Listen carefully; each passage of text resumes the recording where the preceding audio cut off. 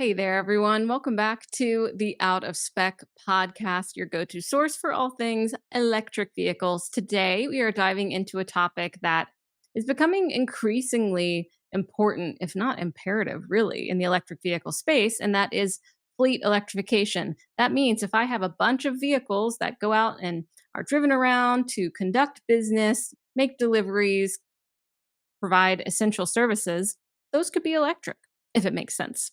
And how does it make sense? Well, as we see more and more personal EVs on the road, the electrification of commercial fleets is quietly, but certainly pushing along the industry as well in its own way. What is driving the push for electrification when it comes to commercial fleets? Is it economics, operational efficiency, sustainability, a mix of all three? I'd argue, yeah. Also, government policy plays a role in speeding up or sometimes slowing down shifts in electrification as well. So, to help us understand these dynamics, today I am inviting Scott Davidson, the Chief Executive Officer at Revolv, onto the podcast to talk about it. So, Revolv is a interesting company. They call themselves the future of EV fleets, and really they are working to help fleet operators figure out, how do I electrify? As they say here, quickly and confidently transition your fleet to zero emissions. They provide full service electric fleet solutions, delivering uptime savings and zero emissions miles. Scott and I will talk about what is really motivating folks in this space to electrify their fleets. What are the hurdles? And also, how have the concerns, issues, challenges changed over time? And even from the first discussion to continuous discussions, how concerns change with potential clients and people who are looking to electrify their fleets. One important thing that I found really significant in this conversation happens in the beginning, but it's really the comment that Scott makes, that it's not about taking away all of the internal combustion engine vehicles in a fleet. It's finding where electrification works. That is the whole part of electrification, I think, and where people get a lot caught up and unnecessarily. It's not about making everything electric. It's about finding where electric makes sense. But now it is time to invite Scott onto the podcast to elaborate all about that. So let's plug in for another episode.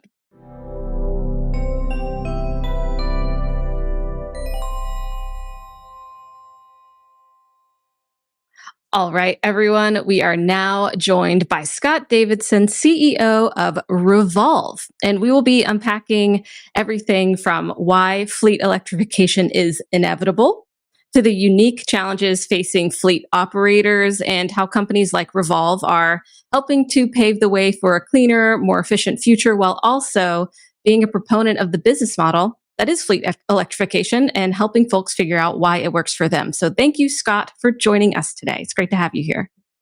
Great to be here. Thanks so much for having us. Yes. So can we start a little bit about your background for our listeners who may not be familiar with you or Revolv? Maybe you can tell us about your role, how you became involved with the world of electric vehicles, and what is your mission over at Revolv? Yeah, great question. Where did it all start? I would say before Revolve, I spent over a decade in the solar sector, most notably in utility and what they call consumer and industrial solar, helping commercial customers find ways to adopt solar in a way that was economically compelling, by meaning at or below their existing cost of energy without any disruptions to reliability. There are a shocking number of parallels between where the electrification of vehicle sector is today and where solar was over a decade ago. So what drew us into the space was ultimately an opportunity to help the same customers, businesses, figure out how to adopt electric vehicles in a way that has lower cost, lower complexity, and lower risk. That's great. I like the word that you used there, economically compelling, and I would love to get into that later because, of course, the idea of it, I mean, I feel like there's a couple different roadblocks standing in the way of electrification in all the different sectors, but I would like to learn more about really the business cases that folks are seeing when it makes sense for them to electrify their fleet. But before we get into that, maybe can you tell me a bit about the projects that Revolv has been involved with? Like, what do they actually look like? What are some tangible outcomes that you've been able to Yeah. achieve and lessons learned along the way? Yeah, we're very fortunate in that most of our customers have continued to expand their book of business with us because they see the value that we're helping them move more quickly and confidently towards electrification. Most of our focus area has been in the state of California, although these same customers are asking us to look and investigate other markets for them. And that is because California is the market today that has this unique combination of incentives and regulations and environmental footprints that allow fleets to be able to make that move without economic or operating compromise. And that's as we said in the lead in, the most important thing to achieve is to recognize what customers want, right? They're not, we can talk about what the segment of the market is, who's buying electric vehicles and why, but our experience has been operating across over 20 projects in California. We in ranges of vehicles from class 2B, so think about a Sprinter or a transit van, all the way up to class 8 semis. And they are traditionally operating on predictable routes that are return to base. And they're where fleets operate already. What we like to say is we meet customers where they operate, as opposed to asking them to come to a centralized depot. We come to them and help them figure out how to integrate electric vehicles into their existing operations without causing disruption. I feel like that is kind of a big undertaking as a fleet operator. If you're like, okay, I have to go electric. I've been running combustion for the existence of this company, and now I have to. I mean, how much do I have to rethink our systems? So to have a guide through that is obviously pretty valuable, but also to and we'll get into this too, the decision makers. So who's Yeah. making the decisions? How do you argue it up the ladder, or where are the decisions made? But we one thing that we also touched upon is how you might argue that fleet electrification is inevitable. It's obviously gaining Mhm. momentum. Many are doing it, like you said, from very large scale, like trucks, to the smaller or medium heavy duty vehicles. But can we start to explore the reasons behind this shift from your perspective, as what you're seeing as the primary drivers for fleets considering electrifying their vehicles today? Because you do mention California, which is this lovely petri dish, as we call it, of electrification and a lot of other regulation, but not all other states have such regulation that is pushing for electrification. And Yeah. can regulation really be the only motivator behind it, or Yeah. do we need more? Wow. A lot to unpack there. Let's get at it. What I would say is let me step back and set the stage to begin with. We are purists in terms of what we do. We just do electric vehicles, but we're not purists in terms of what we think fleets need to be able to satisfy their operations. Internal combustion vehicles are still going to play a very important role in fleets' operations, both in the near term and in the longer term. Um, we think electrification will increasingly capture more share over time, and we can talk about why that's the case. But most importantly, just to acknowledge when you come to a fleet that it's not about discontinuing ICE vehicles. It's about where do you find opportunities for electric vehicles to be applied into your fleet where they outperform existing internal combustion engines, right? Because a lot of people are focused on the switch over from an environmental basis, but this is really just an improvement in technology. And the best leading fleets are adopting this technology because they see it as a way to continue to improve the foundations of their business. And I think, and that's where we're focused on helping fleets understand where to apply EVs where they don't have to make compromises. Because I want to come back to something you said around fleet managers. We feel for fleet managers. You just look at the electrification landscape and it can be overwhelming, right? Incentives, regulations, all the different types of vehicles, different types of chargers. Now you have to think about electricity, you have to think about stacking incentives. So it can be overwhelming for them. And what we've found is that a lot of our customers have tried it on their own and they now recognize how hard it is. And they see the value that we can bring to the table about allowing them to focus on their business and allow us to focus on helping them achieve their objectives while still having skin in the game as it relates to their outcome. Mhm. So let me shift to your question, which was where are people buying vehicles? Where does it make sense? I think we see three different types of buyers for electric vehicles, right? The three different markets, I would say. There are the sustainability driven buyers, which is a very small related market. I buy it because it's good for the environment. There are the regulatory environments. That is, I'm buying it because I have to. And you're seeing that in the state of California. And then there's the market where we buy it because it is economic and operationally advantaged. And the direction that we're taking is going to be moving through those markets to the economic imperative, opportunity slash imperative. And the biggest fleets, the Amazons, the Pepsis, the FedExes, all these businesses are adopting EVs at scale because they know it's going to be an opportunity for them to differentiate their business, not only just on brand recognition, but most importantly in terms of cost. So that's the trajectory of the market. That's the types of buyers that we're seeing in the market. And our ultimate objective is to try to increase that size of the economic driven market because ultimately people are going to respond to their economic interests. So our job is to put economically compelling solutions in front of fleets, which is not only cost, it's also operating conditions or capabilities of the vehicles, and to let the rest of it take care of itself. I think that's a cool point that you make that is also definitely an obstacle that we run into in a lot of these conversations or the general discourse about electrification is that it's not about discontinuing internal combustion engine vehicles, but it's about finding where electric vehicles work. Like if if people are Yeah. asking me, should I buy an electric car? And they tell me that they commute hundreds of miles all the time and there's no charging. Right. I'm like, I'm not going to say get an electric vehicle, but the same for Yeah. fleet electrification, where it doesn't have to be 100%, but let's see what works for you, which also can argue those efficiencies in operation and economic advantages like you were speaking to. And I do think that when it comes to it, the bottom line is so important. If you're pushed by regulation, if regulation helps, if there's incentives, that makes it a nice deal maybe, or a little bit more Yeah. approachable perhaps, or even mandatory, but it has to make sense business-wise as you've mentioned. So is that where the inevitability begins to come in, where it's like, well, it's just a better idea for some people to go electric, so it should be inevitable in that way? Yeah. I mean, the inevitability is really around the trajectory of the market, right? It's about not where are we today, but where are we going to be in 5 to 10 years. So let me step back to the solar experience before and the parallels that we've seen between these two different markets.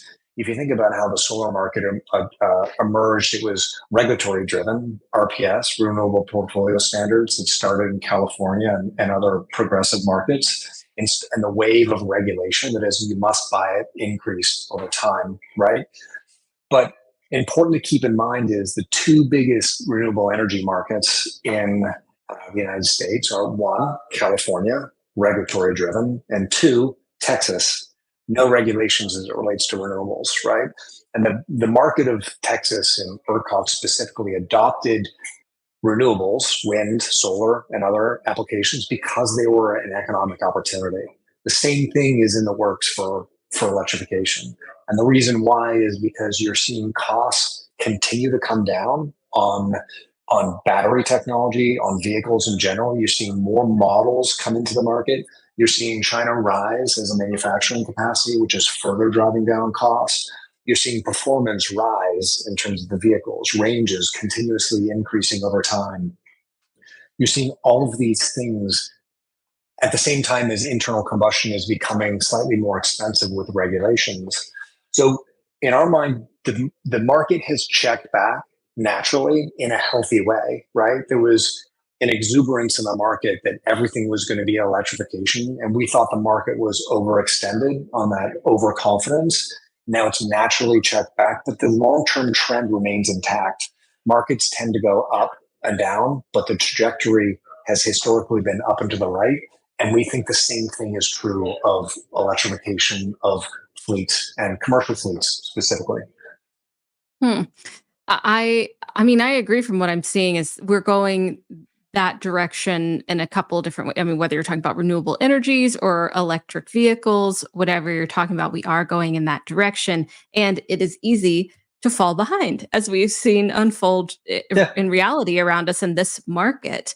Do you feel like the pace at which we're electrifying fleets, how the market is growing, is expected with where we are in this US market? Are there other markets we can look at where it's like, oh, well, we could be matching that a little bit better, but we're going a little bit slowly? And what are the factors there? Hmm. I do think I do think the market is moving slower than people thought it would, mostly in the commercial sector.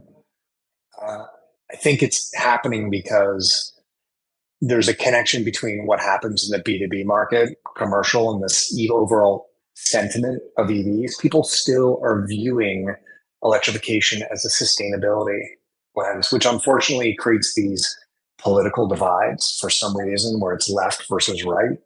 I mean, solar's not talked about left or right in a lot of states. It's now freedom of energy, independence in many respects. So I think you'll eventually see electric vehicles move in that direction. But those of us who are in the sector, who it might be our values as it relates to the environment, but we can't push our values onto other people. We have to sell to what the value that we're creating for others, which is economics. And I think that's truly going to be the unlock in the sector, is just to make sure that we continue to focus on delivering what's most important for commercial fleets. And once that switch happens, where the big leading players continue to demonstrate into markets that they are adopting electric vehicles because it's happening at scale because it creates economic opportunity, then you'll start seeing a lot of the other fleets follow. So that temperature will change over time, and the constant reduction in cost and increasing economic opportunity will help fleets move more quickly towards that. But a lot of fleets are thinking right now about the cost of moving too quickly, right? They're saying, oh, what if I do this? I'm not rewarded for taking risk.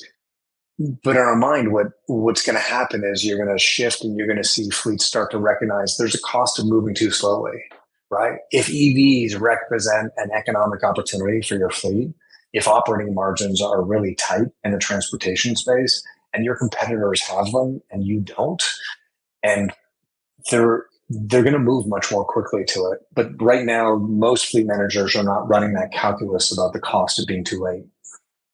Hmm. Yeah, I was going to ask you that. Like, what is the risk of being too late? And if we break it down, I mean, it's. I feel like one, it's just not keeping up with technology in a way and Yeah. efficiencies that you could be. And why get behind on that? But also, if you could be saving money or preparing to save money. I want to talk a little bit about the the use cases for electric fleets, because like you said, sometimes it's not 100% of the fleet, it's part of it. But one thing that has definitely helped fleet electrification go a bit slower too is something you mentioned as well, is the options. We haven't had a lot of Yeah. vans, a lot of trucks, a lot of fleet designed electric vehicles. We focus more on the passenger. So Uh, what are the use cases that you're seeing folks embrace when it comes to fleet electrification? What are the vehicles? What are the duties, the heavy, medium, light duty options that you see? yeah.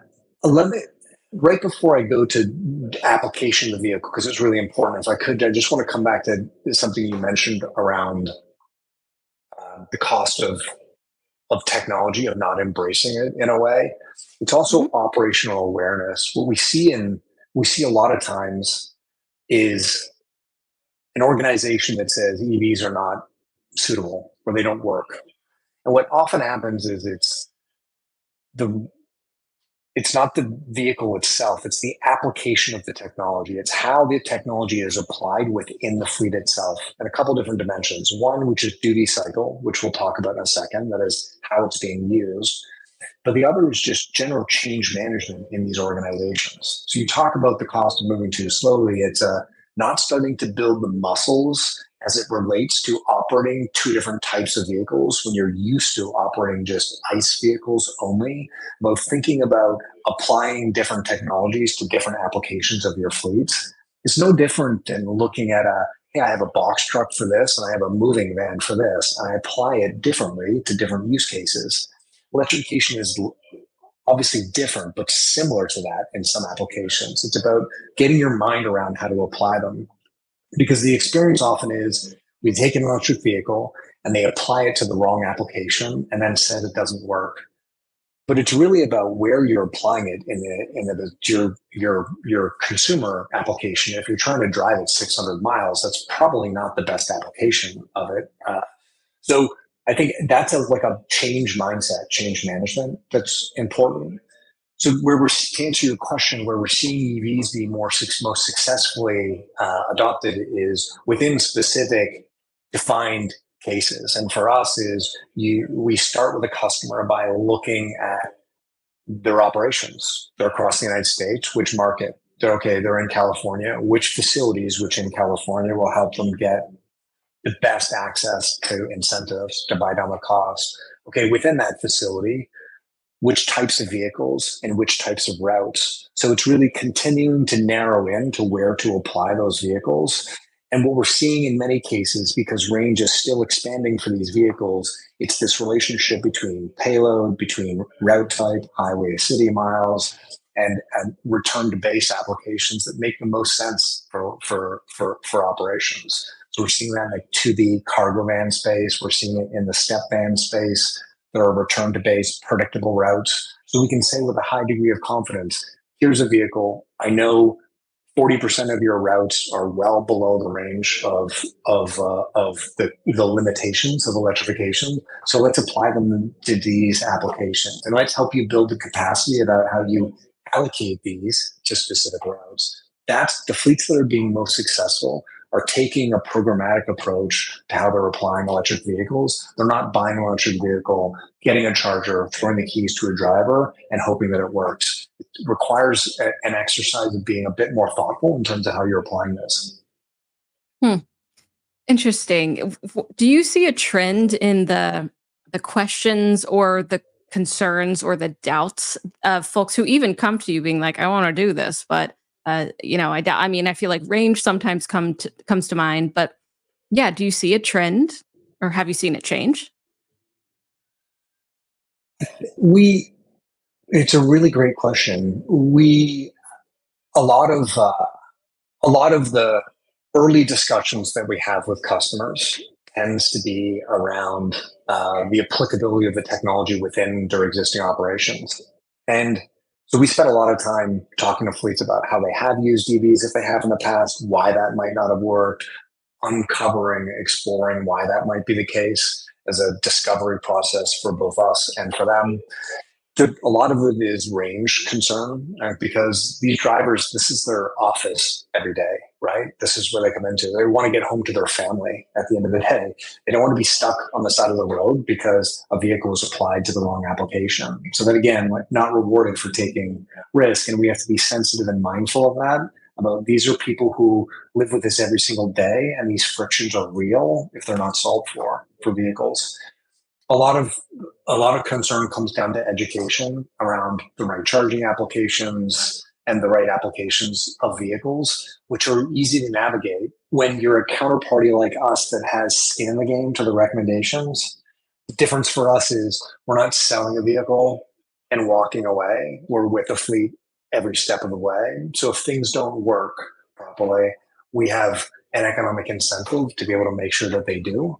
And that means that we're sitting on the same side of the table as them. And I think most of our customers feel comfortable with the idea that they have somebody who's truly invested in their success and not just trying to sell them a product or a technology. The fact that we sell performance is both a differentiator for us, but also a value add for customers. I can imagine. And you spoke about how, I mean, if you're a fleet operator, you don't want to buy the EVs, throw the keys, and say, "Hey, let's go." And how you that carries up to you. You also don't just want to throw a fleet to one of your customers and then walk away. But the drivers that you're speaking about too. I mean, driving an EV isn't super different from driving a vehicle. I think anyone could like get in it and figure it out. You might have to poke a couple buttons, but you have emphasized the importance of engaging drivers from the very beginning of your electrification journey if you're a fleet operator. So, why do you think it is so critical to include them and not just all the other, decision makers that go up and up and up along this process? Yeah, also a great question. And the way I try to visualize this Francie, is that successful programs are dependent on a village of people at an organization, and we've seen examples of fleets that had executive buy-in at the CEO, VP level buy-in, fleet operations buy-in, and terrible driver experiences, and they go nowhere, right? Because if you think about it, the most important thing, your frontline workers have to be content and satisfied. So it could be a strategic objective from the top down to the bottom, but if you're if you're eroding employee satisfaction with the applications of those technologies, then it's not a win. So think about it as a whole number of ones. And in order to be successful, it has to be one times one times one times, you get a zero and it's zero, right? If the site manager has a bad experience, if the economic buyer has a bad experience, if the driver has a bad experience. So when you think about it, again, back to that programmatic approach, how are you making sure that you're digesting and considering the integrated interests across the entire piece of change management, which is not just deploying vehicles, but also operating them? And I think, again, the best customers for us are the ones who have tried to do this internally, have tried to build this engagement across their organization, and recognize that an internal champion has to carry this across the entire organization to make it successful. So making sure you have frontline support is absolutely essential for this to continue to get off the ground. It sounds like it does really weigh those drivers' experiences on, or it should. It very much should, on the decisions Yeah. that are being made, especially when it comes to, yeah, I mean, even charging. Like if you're not having a good charging experience, because usually driving them are pretty fun, but also getting the steps done. So it trickles up and trickles down, but not even trickle. I'd say. I feel like it's a very strong effect throughout Yeah. the Well, levels. and we have to be empathetic to the idea that not everybody is technology forward in terms of the adoption. So sometimes people come to deployments with a bias around it, and it can be one of nervousness, it can be one of anxiety, it can be one of doubt, and the job is to make sure that they feel comfortable in those operations, right? So I think that we have to be really careful, again, not to insert what we think as fun to drive an EV for a driver or for other people. It might not be. It might be a bit intimidating. So engaging just to make sure that you have a clear understanding about what people's concerns are, and that you're putting them at ease and understanding that there's somebody there for them if they do have questions or concerns. That's the most important thing, right? Again, Mhm. people want to feel supported in almost all respects, right? And the delivery of electrification is no different than that. Yeah, there's definitely an experiential aspect to this that is important, and important next to the numbers too. And I would like to ask you again about this economically compelling argument that you need to have probably to Yeah. electrify your fleets. What are the numbers that are selling folks on electrifying their fleets? I know that we say like it'll save you costs, but can you get specific on where those what those numbers are, what the quantitative argument is? Yeah. I mean, the most fleets use total cost of ownership as a measure of what their operating costs are. And if you're unfamiliar with the concept, it's basically similar to LCOE in solar, levelized cost of energy. But total cost of ownership is the sum total of all your operating costs, like CapEx plus OpEx, summed into a single number. What is that on a per mile basis or on a per month basis? What am I spending today? Right now, so that's the bogey in many respects that a lot of fleets think about. What does it cost me to run my fleet? There's another dimension to that that people don't spend a lot of time talking about, and that is the variability of that fixed number, right? Both inflation over time, but also oscillations over time as fuel price, for example, changes on a somewhat regular basis. If Mhm. fuel is, call it 40% of your operating costs, and you think about that swinging as it has recently with the price of fuel, you've got both the cost and then the variability of that cost over time. And I think what electrification, what we're doing provides a unique opportunity for fleets to do a couple of things. One, in the state of California, under specific applications and increasingly other markets, we can deliver an electric vehicle for let's say a transit van is fully loaded, $2,500 a month for a fleet. Gas, vehicle buying, upfit, administration, titling, all the rest.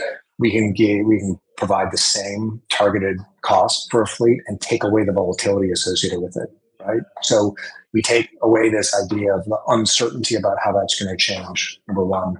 Number two, we can take out the investment. A lot of fleets, if they're not leasing vehicles, will be buying vehicles, that is CapEx, that they could be investing in their business. So we take something that is both CapEx intense, like vehicles, plus in the case of electrification, charging infrastructure, and we convert that to OpEx, that is a fixed price monthly contract over time.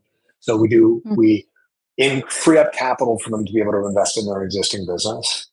We meet their economic thresholds, we meet their operating thresholds, and then we cap the volatility as it relates into that cost over time. So for us, that's a very strong value proposition for end fleets to be thinking about, wait, and by the way, the environmental piece, that they can operate in communities knowing that they're not polluting the neighborhoods that they're in, is upside.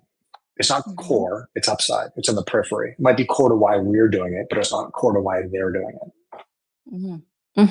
Okay, yeah, the fixed aspect, the predictability of it, yeah, that seems like to be a very valuable, obviously, from this model. And I'd love to talk a bit more about this fleet as a service model, which seems to obviously, like you said, it lowers barriers for companies looking to reduce costs to go electric, whatever it is. Can you explain this model specifically?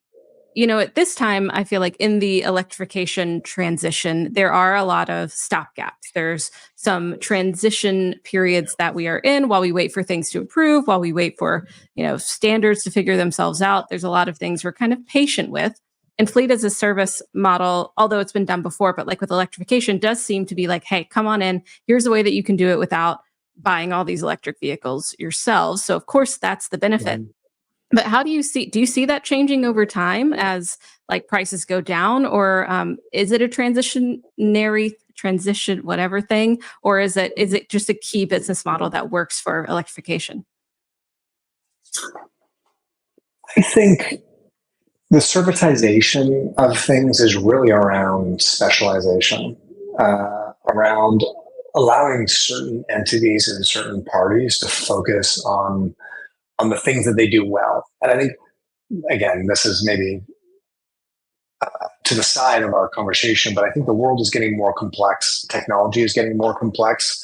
So specialization is rising. And I think electrifications are a classic example of that. It's not only just electrification, it's the communication in the system. The way I describe electrification often is, if you think about a speaker system, right? Think about a stereo system, right? You can buy the best charger, you can buy the best cable, and you can buy the best speakers and amplifier, as I said.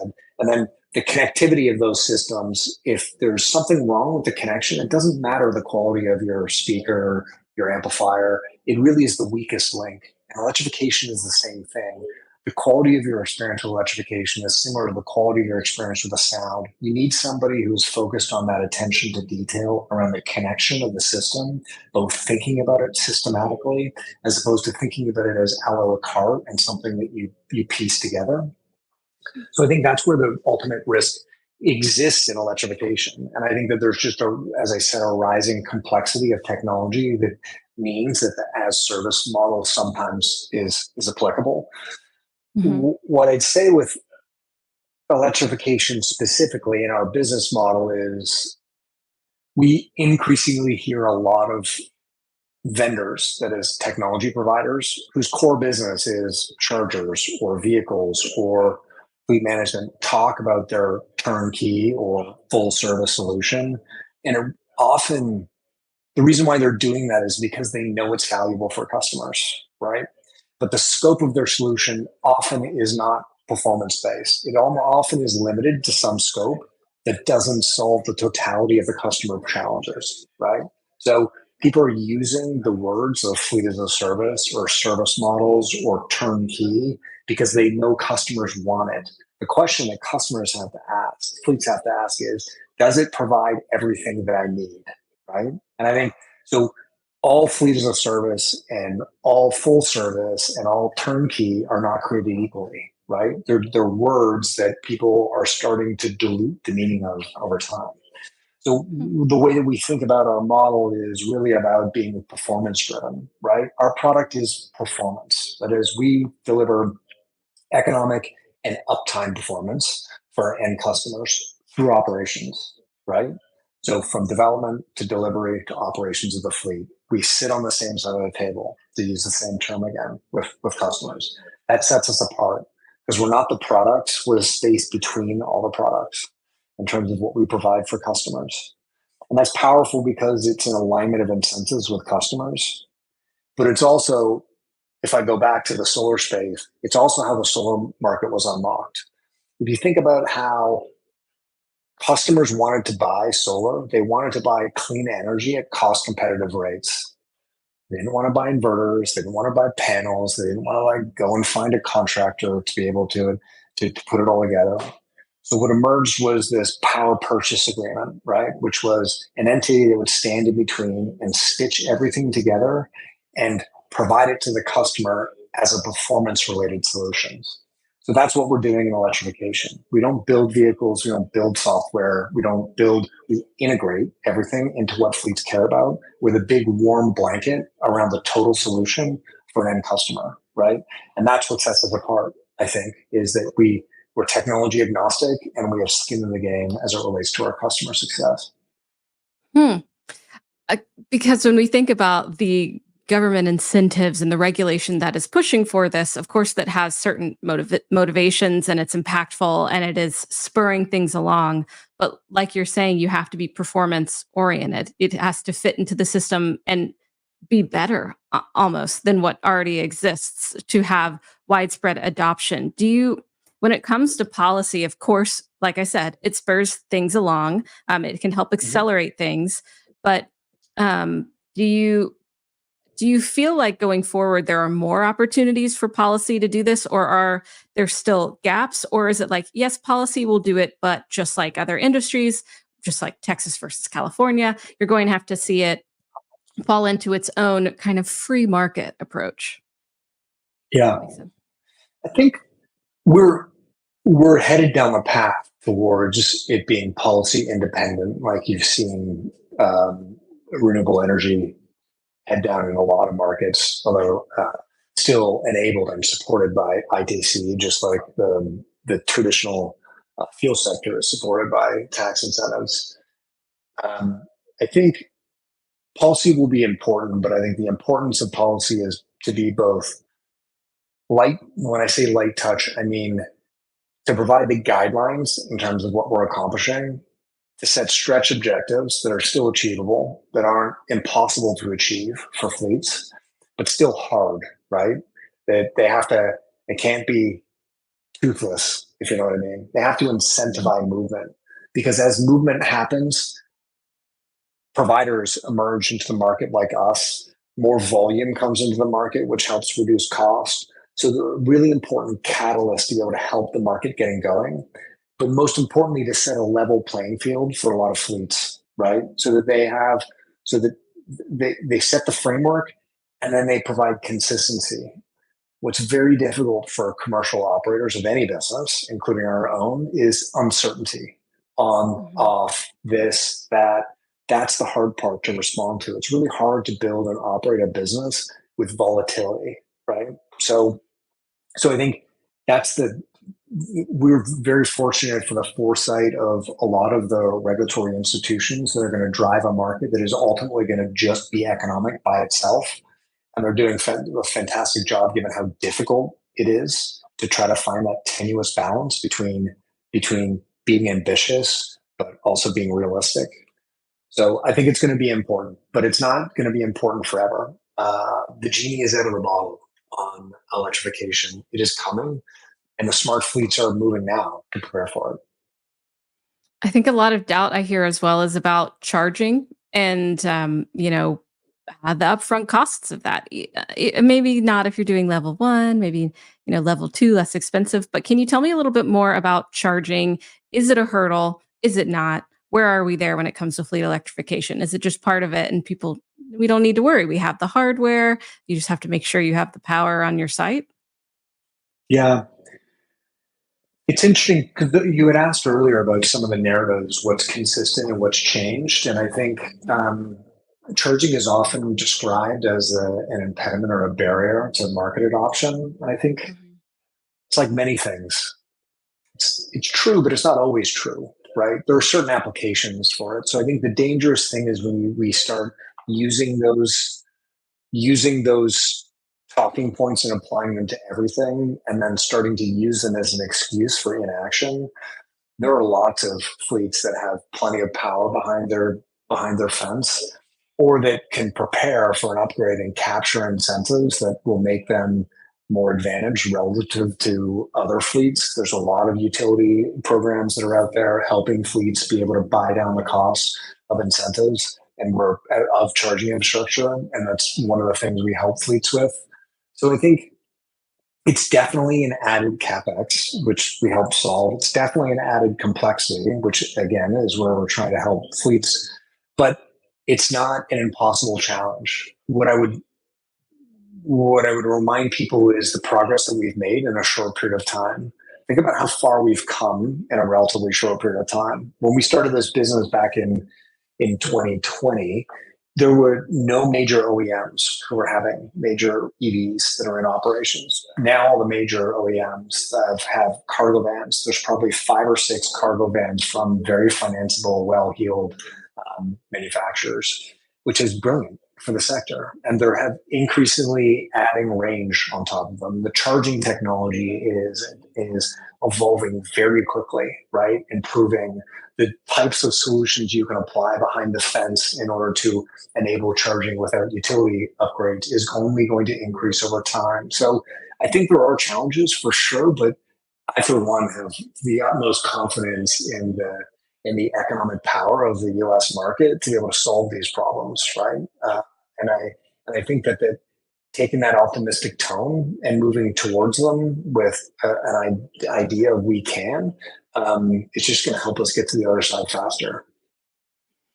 It seems pretty clear to me that you are not even necessarily, I mean, maybe optimistic. Some people might call anyone who thinks electrification will work optimistic because it faces Yeah. challenges, but that you're tracking it and you're like, we're going in that direction. We're sticking with it. The trends are going this way. We're paying attention to the developments. And so as that happens, as you kind of go along with the projections, you see what's happening. Do you expect, I know that you said you're hardware agnostic, so that helps, but maybe how do you expect Revolve or similar like fleet electrification markets, industries, businesses to evolve alongside the growing demand for electric fleets? Do you think we could get to a point where there's just, at one point people were trying to get like Ionic 5s like a couple of years ago and they couldn't get an electric vehicle because of the Yeah. bottlenecks. I mean, that was largely due to COVID and the things that came from the pandemic with supply chains. But do you think we could ever see a point again where it's like, oh, we can't electrify our fleets fast enough? Yeah, absolutely. But if you start thinking about the back to the markets, who's adopting sustainability, regulatory, economic buyers, and where those bottlenecks occurred, right? Those bottlenecks occurred still in the sustainability mindset piece for the most cases. People weren't because there just wasn't supply and demand balance, right? We're about to see it again in the regulatory environment because a lot of fleets are not moving in response to advanced clean fleets. And while there might be some modest changes to the regulations, it's coming, right? There is an BA waiver. So there's about to be another bottleneck as it relates to it. So the fleets who have not been moving quickly are going to all of a sudden understand that they have to move quickly. And then there's going to be a catalyst, right, for them to act. The next bottleneck is going to come when there's economics that is driving the decision making. When people say, "Hey, I need to have this in my business." So for sure, it's coming. But again, these are the natural ebbs and flows of a market. We saw the same thing in the solar market. It used to be there's not enough modules, there's too much modules, and we're in the EV space. There's like wasn't enough EVs. Now there's too much EVs. We've got excess capacity because supply and demand, back to like classic economics, is mismatched, right? So And the question is just to ask ourselves, or where are we in the broader trajectory of the market, right? So it will switch back again, as our view. We continue, and we will see it, and there will be constraints. Again, they might not be the same constraints, but there will be constraints, and that's natural to happen in the sector, in our view. Yeah, I hope to see more and more electric fleets around my neighborhoods everywhere, and just benefiting in general, and finding that it is a great value add for us. If you could give one piece of advice to fleet operators besides electrify, who are just starting to consider EVs, what might that be? The number one advice I'd say is reach out to other fleets who have done this. Look for an unbiased perspective in terms of doing electrification. There are a lot of industry organizations that are staffed by people from leading orgs. And if you're unsure about where to get involved or get engaged, feel free to reach out. I'm happy to make those connections, sort of provide them to you, Francie, to post to your listeners. But I would say get engaged with people who are like you, who share your perspectives, understand what's happening in the sector, understand how you can benefit from the experience of people who have gone before you, right? A lot of times fleets start, I hear this too often in the sector, start with your utility. Don't start with your utility. Don't like, I understand why people think they should be asking for power, but they should be thinking about a broader programmatic approach. Talk to somebody who's done it before. Talk to fleets who are vested in your success, who aren't trying to sell you something, and ask them what they think and what their experiences have been. That'd be my number one suggestion. There are a number of people who have already done this. They can help fleets avoid some of the potholes, to use an apt analogy, that others have already hit. Yeah, I think that is good advice. Is go to people who have done it. Learn their lessons, so you don't have to learn them yourself. I feel like that's something in the industry too. Let's learn our lessons once when it comes to Yeah, electrification across the board, not over and over again, which unfortunately I think happens. But that's again why information sharing is so essential and imperative to success, I feel. So I do think that that's good advice. Seek out other opinions, see where people, how they would have done it differently. I ask a lot of people, how they might have started differently, how they've pivoted, because there's so many great lessons in there. And so someone's failure is someone else's success because they learn something from it and they take a step forward right. that will be advantageous. Is there anything else you'd like to share with our audience when it comes to Revolv or fleet electrification or electrification in general, Scott? I think it's been a wide-ranging conversation, one that I very much enjoyed. The one thing I just encourage people to do just continue to be engaged, keep listening to podcasts like this and others, and sharing, as you had said, your perspective and points of view on this. It's going to be to use the cliche, it's a marathon. So the more that we can continue to connect dots between each other, that the better off that we'll be. And of course, don't hesitate to reach out. You can find me on LinkedIn and other avenues. If there's ways that you think that we can be supportive for other people's initiatives, we're happy to help in any way we can. Great. Yes, I'll make sure to link Revolv down in the show notes. You can find Scott Davidson again online. Thank you so much for joining us today, Scott. I feel like you've provided some interesting insight into the current state of fleet electrification and what the drivers are, pun intended, to adopting a fleet of electric vehicles into your business model. So thank you. Thanks so much. And y'all, thank you to our listeners. Whether you're a fleet operator who's curious about going electric or an EV enthusiast, I sure do hope that this episode has sparked your curiosity about the future of commercial fleets. Like we said before, there's so much impact to be had, not only when it comes to the bottom line, but also sustainability. But of course, you have to merge the ideas to really sell the idea. So thank you again, Scott.